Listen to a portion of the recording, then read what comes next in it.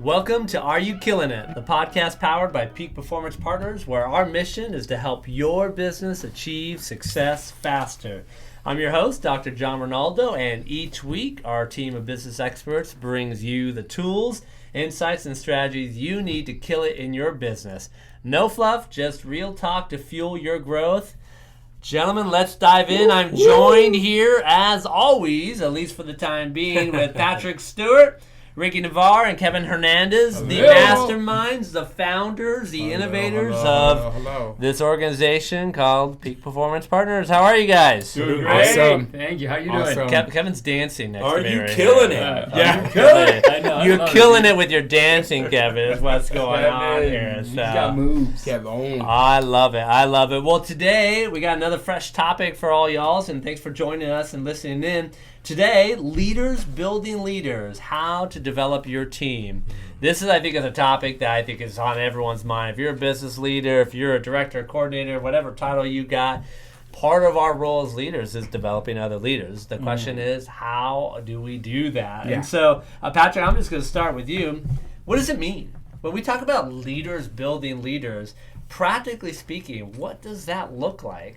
Yeah, I think most organizations, if you answered this question honestly, are you doing it by design or default? Are you building? Do you have a design of how to build a leader, or just by default have you built leaders, or by default have you become a leader? And I think we have that hey, he's a natural born leader. There is some traits of natural leaders. However, most leaders are built.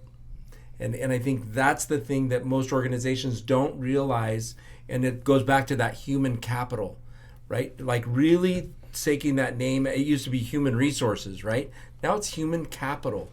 You invest in that capital, which is the human, so that they're going to give you returns. And I think that's the thing that, again, we're so it's just intentionally having a plan of how do you develop. And that was I know your question was how do you develop, but I kind of want to be rhetorical to the listeners. Okay, how do you develop a leader, right? And how have you done that? Or have you just defaulted and you've had some good successes, but you've had a lot more failures than successes? But it really is, I would say this, so it's identifying strengths and weaknesses. And then, there's that book, Soar with Your Strengths. Because most people, what they do is they go, I got to work on my weaknesses, I would say you're better off, and that's what the book's all about, right? You're better off going into your strengths and soaring with your strengths, not spending a lot of time trying to bring up your weaknesses. Mm-hmm. So what I'm hearing is intentionality. Intentionality versus accidentally. Because I have heard so many people get promoted from like an individual contributor to a manager, director, or even a VP, and they're good at their job, right? They're good at sales. They're good at making knickknacks. They're good at whatever. And because they're so good, they get promoted, and they're like, go. And they get no training on how to now supervise a team or lead a team or manage a team or how to develop other leaders. I see that day in, day out. It's almost like we don't do it at all. Yeah. So the question then becomes, Ricky, I'm a business leader. I've got a team. I want to develop their leadership, right? Because I'm burned out. I got a lot going on. What are some specific ways that me as a business leader or you as a business leader need to come into work every day to help develop the team that I have around me? You have to look at the position and what are the skill sets that are required to do that job, right? What would a good leader look like? And when we do our trainings, I also like how Patrick does it. Like, what does a bad leader look like, right? You need to be able to say, hey, here's what I want. Here's the attributes and characteristics. And one of the other things that's important to know is, hey, if they're, again, kind of when you're in growth mode, right, a lot of business owners say, hey, there's a hole, we have to fill the hole. And they don't really put the right person, not just with the leadership skills, but the right one who's got the right acumen and the right fit, right, the right seat on the bus. They just say, hey, just go, right? And so if they're not intentional, like Patrick was talking, that's going to be some of the problems. But if you start to really think, okay, here's the job description, here's what this role needs, what are the current skills they have, then what is the gap? Now you can train for that. Right? You start to move people and start to give them the resources and tools. You can then look into organizations. Either you can create the training yourself, right? And start to say, well, here's what it looks like through systems and processes and hands-on training, right? Or what we call on-the-job training. Or you can start to say, okay, this person needs a little bit more outside special support that I either don't know or I don't have. Let me look for an organization like Peak Performance Partners to come in and help fill that gap and get my people to the next level faster. So wait, you're telling me I have to do my day job and I have to pay attention to the challenges of my team and where their gaps are, and I have to give them resources to do that too? Welcome to being a business owner. Oh my gosh. Welcome It's to a being big a leader. ask. Yeah. It is a big ask, right? Because Yeah. again, we've said before, right? A lot of business leaders spend so much time working in their business versus on their business, right? Mm-hmm. And so this is an example, developing other leaders of working on your business, right? And part of it is replicating yourself in some ways so that you're not doing everything all the time Yes. and making that happen, right? So how do you identify a team member that has potential leadership? Kevin, like, what does that look like? You know, it's like, oh, okay, he has potential, she doesn't. Like, you know, what is that? Tell me about that. He's going crazy over here. He's laughing silently. I'm very concerned all of a sudden. Well, there's a couple ways that you can identify. Again, it's personality, right? Work habits, right?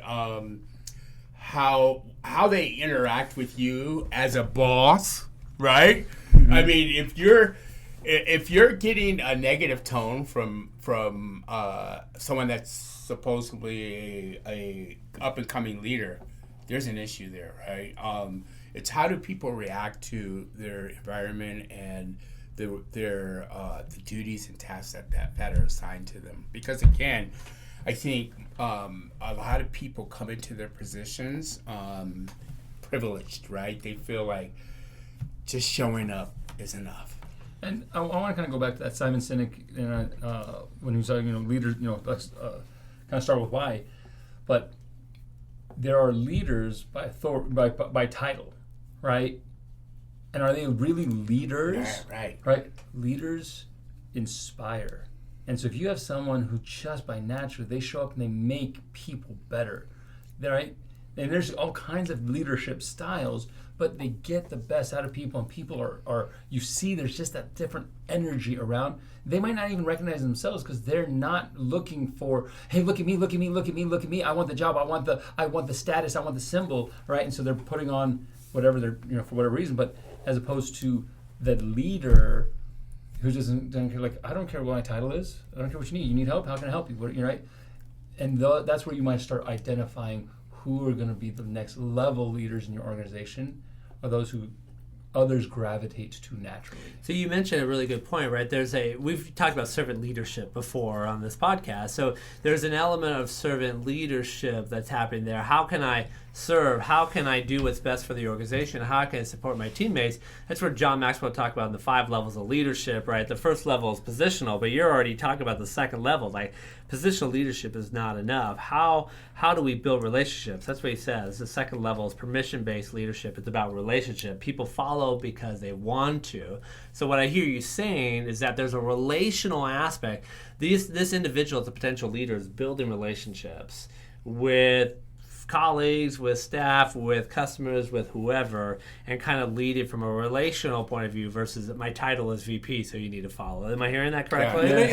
And I think what happens is, like when we work with business owners, right? You go from the doer to the manager. That's the first step, right?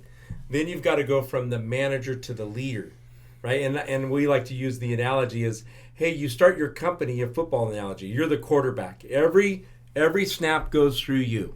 Every offensive play starts with you touching the ball. Then you go to the coach, right? So now you're on the sideline and you've now brought in a quarterback. But what does the business owner do? They always go, up, I don't like the way they're running this play. They run them out, pull out the quarterback, and they get behind the center again. And then they wonder, why is their organization not flowing the way they want it to flow? And really where they want to be is in the owner box. So, and that's what one of our goals is, to get that owner into the owner. But that transition is this: you got to go from the doer to the manager. That's the coach on the sideline managing all the plays. to the leader, and that's the guy up in the owner box. And so that's I think first off, it's identifying, back to that, what we always talk about is, hey, how do you identify where are you at? What are you doing? Where's the problems? And then saying, okay, now how do I get to that next level? So, and I think that leadership, you also talked about the Patrick Lencioni, the 5 dysfunctions of a team. And that bottom foundation is trust. And I think what happens is most organizations or most new leaders, they don't purposefully create trust. And what they're doing is most of them probably they're doing it some naturally, but that's where we start to teach people is, hey, again, by design, let's design in your management training or in one of your huddles or in a, that you're building trust. And what is that? Breaking down trust, what's putting into the bank, the deposits, and what are the withdrawals. Mm-hmm. But I think there's a false sense of trust when people are afraid to build that trust, and because again, at the first sleight of hand where they're deceived or something doesn't happen, it's a feeling as a leader of failure. You can't operate in that arena. You're like, where did I go wrong? And there's so many responsibilities that fall on a leader. But when again, it's that person-to-person engagement. It's how do you build that trust? But I think that's part of the design of our what we call leadership 101, right? Mm-hmm. Is really letting people know, hey, what is the difference between a manager and a leader? What are some of those differences? That's a good and point. Then how do you start to lead? Because you really can't. I think I heard somebody say that it was a pastor, and he said, yeah, people would come up to me and say, I'm a leader, and he said, okay, let me look behind you. Who's following you? Right? It might have been even John Maxwell. I don't know who did it. Was it him? Yeah. Yeah, but it's like, who's following you? Well, then maybe you might not be a leader. But also, I will say this. The great leaders, when you watch in an organization, and I had this gentleman that worked for me that was one of the best leaders I've ever been around, but he also had some personal tendency where he would not only lead him to glory, he would lead him to failure too. He'd lead rebellion as fast as he would lead success. So when it comes to relationship building, right, we keep talking about trust and relationship building, and that's kind of a foundational piece of leadership. One of the things that I often talk with managers in particular about is that the key way to build relationships with your direct reports, in particular I'm thinking about managers and whatnot, is through weekly one-on-ones. Right, and so that there are lots of ways that we build relationships, but how are we doing weekly one-on-ones? One of the other things I hear from leaders is their biggest fear is like, oh, I don't want to micromanage my team, right? But I think that's a part of usually when you're leading, you're not really micromanaging. So let me ask you this question: what are some strategies to coach your team without thinking that you're micromanaging? And maybe we need to define. Set up some KPIs. KPIs. Hands down. Well, yeah, Right? Explain that. Open that up. What do you mean by that? Well, right? but also I think this, so it's identifying the results you want. So first, we always say this: we're going to manage results. If we're not getting the results, we have to start managing the activity. Yes. And that gets into the micromanaging. Yeah, right? so Right. macro-managing. That's a great point. Yeah. So macro-managing is managing results, all right? Listen, if I want you to do 100,000 in sales this month, right? I don't care how you do it. I don't care if you get it in one sale. I don't care if you get it in 1,000 sales, right? But if you hit your goal, I'm happy. That's a great macro manager because they want the results. And so they're going to say, you go do you, run it the way you're, and that's a great leader. Say, hey, I'm going to trust, but this is the overall outcome. Show me your result, right? yeah. And that person doesn't perform, right? And they're like, well, you only got 10,000. The goal is 100,000. Well, I tried and I did this, I did that, I did this, I tried. Okay. Next month, you did 10,000 or 12,000. Well, now it's okay. Now I need to see what are you doing. So now they're like, well, I don't want to Now I got to micromanage you.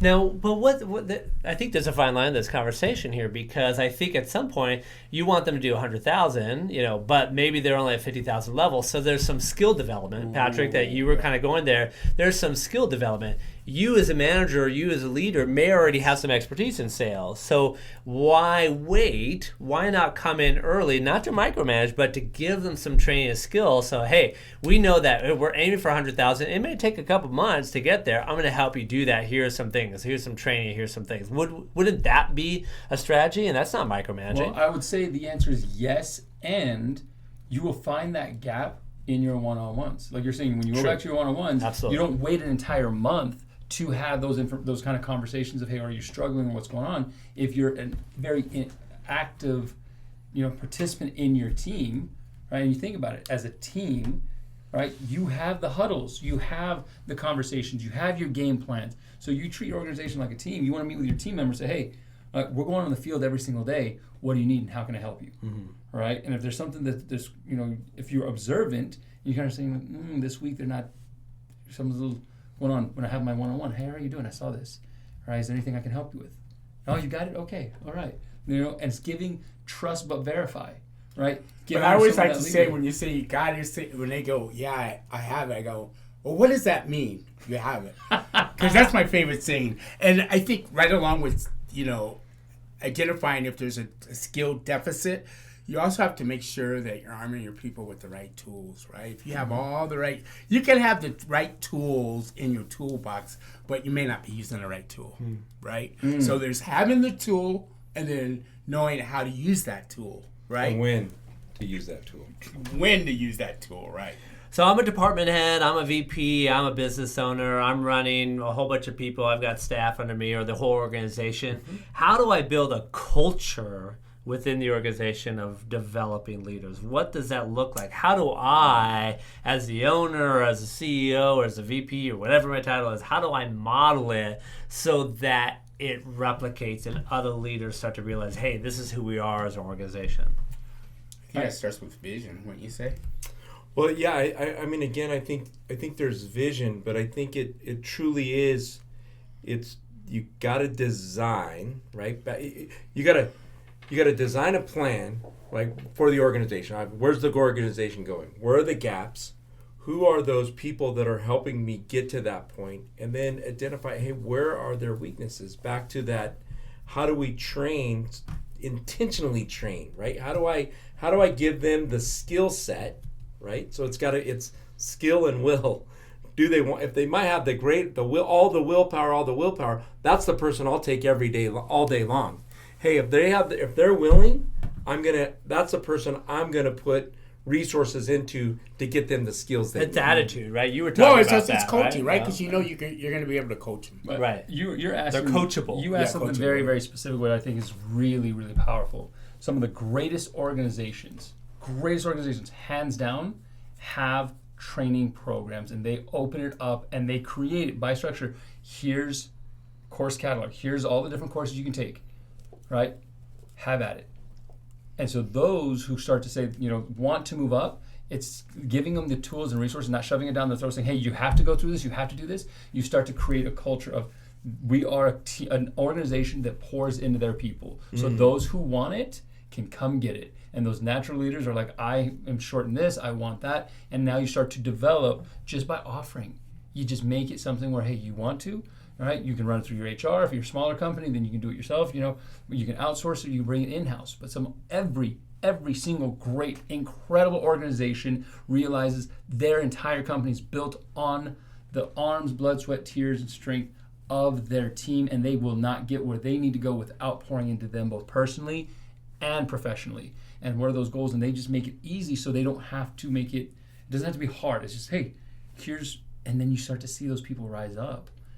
And then you say, well, here's what this job, if you're wanting to be this VP, here's the classes you should probably consider taking. Here's what it looks like, right? Not that you're going to get the VP job, but if you want to be a VP, here's what things you should probably have under your belt. I'm like, oh, okay, that's what I need. And that's how you develop a culture, because you set it up ahead of time and you invite them in.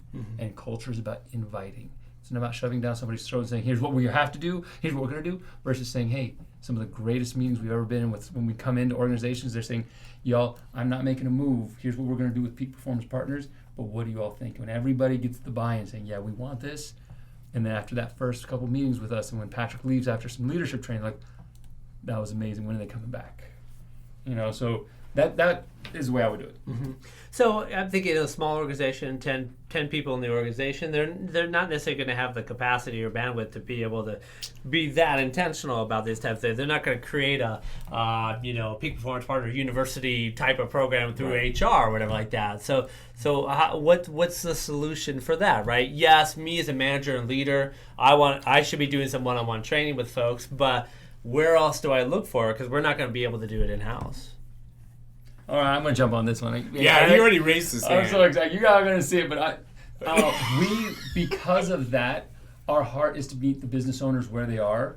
And especially, we're not designed to be just for the mid to large size companies, the Cox of the world, the Costco's of the world, the T-Mobiles of the world, right? The American First Credit Unions of the world. We are here to say we're of service. So we've actually created a la carte programs. You can actually come in and choose from our menu, and we are actually starting to create curated programs that they can either take one class, when we offer it, and or an actual leadership program that you can put your people through. So if you're the owner and say, hey, I want to get a little bit of skill sets in this to help me be a better leader, great. Hey, I've identified my son's moving into the next position. My daughter's moving in. I have my cousin, my sister, my number two, but they're been my best friend forever, but they don't know how to run this or be a leader in this space, right?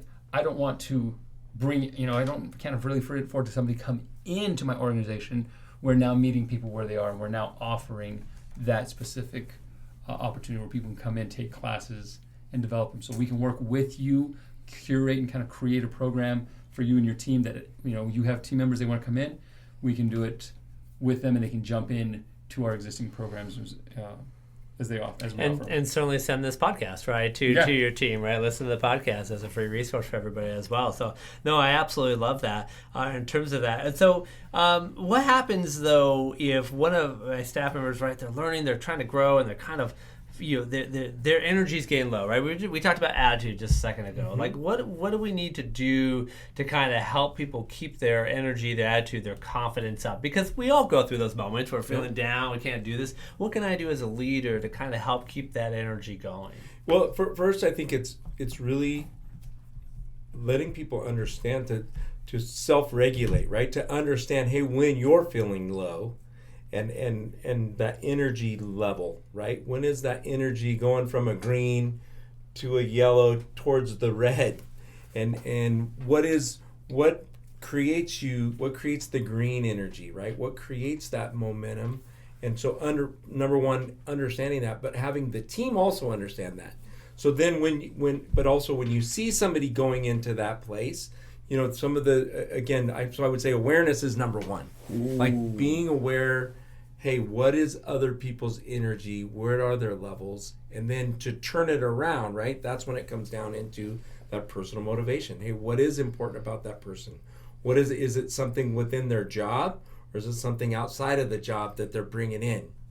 Because again, we're all human. So I think once you understand that, and the best personal directors or human capital managers I've ever seen, they play at all levels. They know what's happening on people's personal. They also know what their personal goals are. So it doesn't just become a job. It's that they're helping them achieve something greater than themselves. Yeah, and I think I would add to that, a good leader has empathy. Not a lot of empathy, but has some empathy, right? Sure, go ahead. Take a moment, but just don't do it in front of me. Spoken like a true high D right here. Yeah, so. that was, yeah. I think a high S would respond a little differently to that one. The high S would say, come, let's cry together. Come on, right? They would lead with the box of tissue. And there's space for both of that. And I think certainly as we begin to wrap up this episode too, one of the things that I've seen with leaders is you got to have a growth mindset yourself. Oh, absolutely. Mm-hmm. Right? If you don't have a growth mindset, you have no hope in creating a culture of leadership development within your organization. Because if you're not growing and learning, you're not willing to do it, then you need to pack your bags now and head out. Yeah. I mean, maybe I'd be too blunt about it, but I think that's key, right? So how are you learning as a leader? How are you growing? How are you intentional about your own personal and professional growth? Makes it a lot easier to model and teach that if you're doing it yourself, right? Well, there's that old adage, and there's a reason it has stuck around for so long. Leaders are readers. Leaders are readers. Leaders are readers. So you need to be, again, if you're getting audiobooks, you're doing podcasts, you're getting however you consume your information, but you need to be diving into some of the greatest minds of other people and how they think and how other leaders. So it's not just leadership books, but it's open your world and see what happens. So start reading, and that's how you lead. You start to see all these things and so learn from that, not just their successes, but from their mistakes, and that's what we call wisdom. Great leaders are also very wise, and they realize I don't need to make the same mistake, right? Because somebody else already did it. And so leaders are readers. I would also say leaders are seeders as well. What? Sowing seeds, Start right? seeding, that's exactly right. Sow the seeds of success. Oh my gosh. I heard leaders are seaters, like they just sit down. Seeders. Seeders. I'm like, they're taking a Seeders, seed. absolutely, They plant absolutely. seeds. Well, speaking of leaders are readers, we referenced a couple books kind of in passing here. I'm just going to kind of say the first one Patrick mentioned early on is Soar With Your Strengths by Don Clifton. Incredible book, definitely worth the read. We mentioned John Maxwell before. He wrote a great book called 5 Levels of Leadership. That's kind of what we're talking about, that second level leadership, relationship building. And the third book that was referenced was Start With Why by Simon Sinek. So if you're looking for a book list, you can start right there. Those are 3 books that we kind of reference. And I think all of us, the things that we learn just kind of pop into these podcasts and we throw them out there. Like it's not planned to reference any of those books in this podcast, but here they are coming out because not only did we read them, but we're trying to live them in our own lives as well. So, dude, we can keep talking about this forever. I think this is a huge need, but we got to keep these podcasts at least somewhat digestible for folks. And so I really appreciate you guys taking the time and talking about this topic. There's more that we can do. We're going to be offering more leadership development opportunities through this podcast. So if you are listening to this podcast right now, please subscribe, follow us, make sure it's getting into your podcast feed every week. Our goal is to really add value to help you achieve success faster in your business. So we're excited about that. Patrick, Ricky, Kevin, thanks so much for joining us for another episode of Are You Killing It? It was great. Podcast Yes, we are killing it. making it happen. So thanks so much, guys, and we'll see you in the next episode. Yeah. Thanks. All right.